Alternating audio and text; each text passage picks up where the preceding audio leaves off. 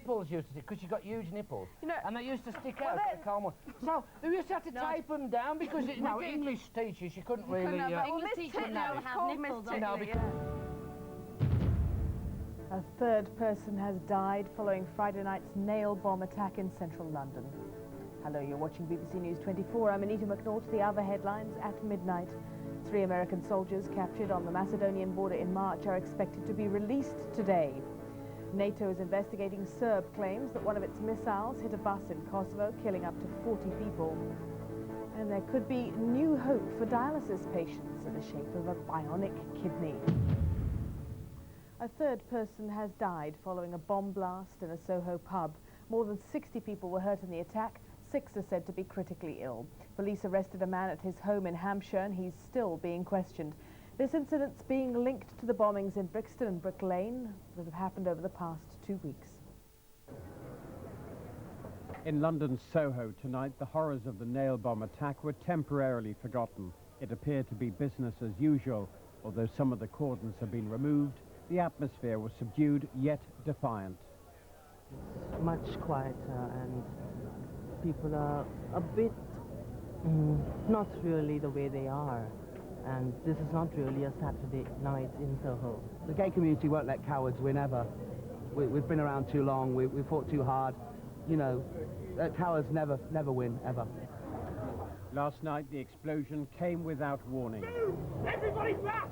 The results were devastating. The target, a gay pub. It was the 3rd nail bomb in London in a fortnight. There were scores of injuries.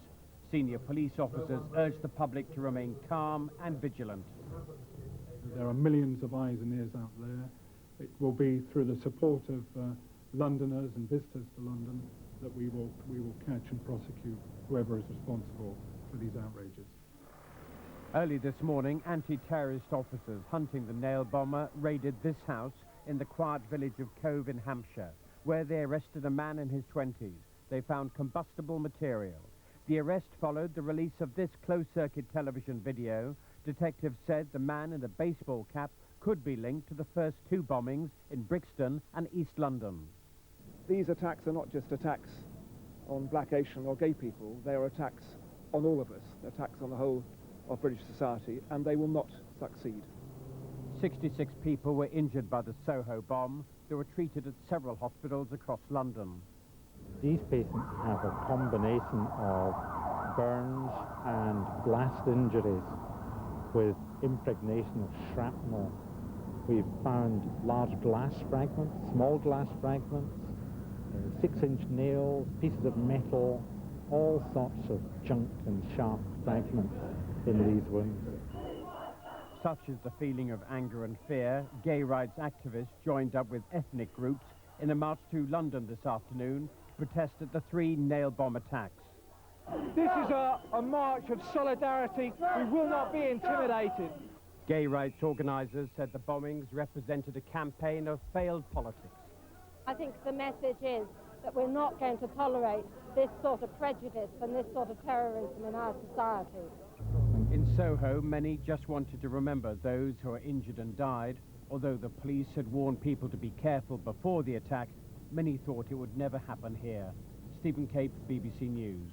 The 3 nail bombings are being blamed on far-right extremists. A little-known organisation called the White Wolves has said it carried out the attacks. It's a relatively new grouping and advocates of the use of violence to achieve its racist aims. Our Home Affairs correspondent Jane Peel reports. This is a neo-Nazi at work in an in-house video obtained by anti-racist campaigners. They know how to make bombs too. Their aim to foment a race war through acts of terrorism. The right-wing group once thought the most violent is Combat 18, but they've been heavily infiltrated, and 5 years ago the White Wolves emerged.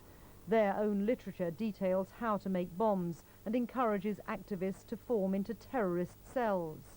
It advises keep the cells small. 5 is the maximum. 2 to watch, 2 to carry out the action, 1 to stay with the car if you use one. They have strong links with American white supremacists such as the Ku Klux Klan. With no identifiable leaders, they can easily remain anonymous. Anti-Nazi campaigners believe the White Wolves are behind the nail bombs in an attack on democratic society itself. The idea is if you keep bombing, terror bombing, one section of the community, another section of the community, eventually people will be at each other's throats, there'll be blood running in the streets, and the democratic process will collapse. Right-wing terrorism's been around since the 60s, when there was a wave of bombings. In 1962, crowds gathered as a group of men went on trial for equipping a paramilitary organisation. And in 1981, a terrorist attack on the Notting Hill Carnival was thwarted. What's new now is that at Brick Lane, Brixton and Soho, the bombs used, though crude, are much more effective and capable of killing. Jane Peel, BBC News.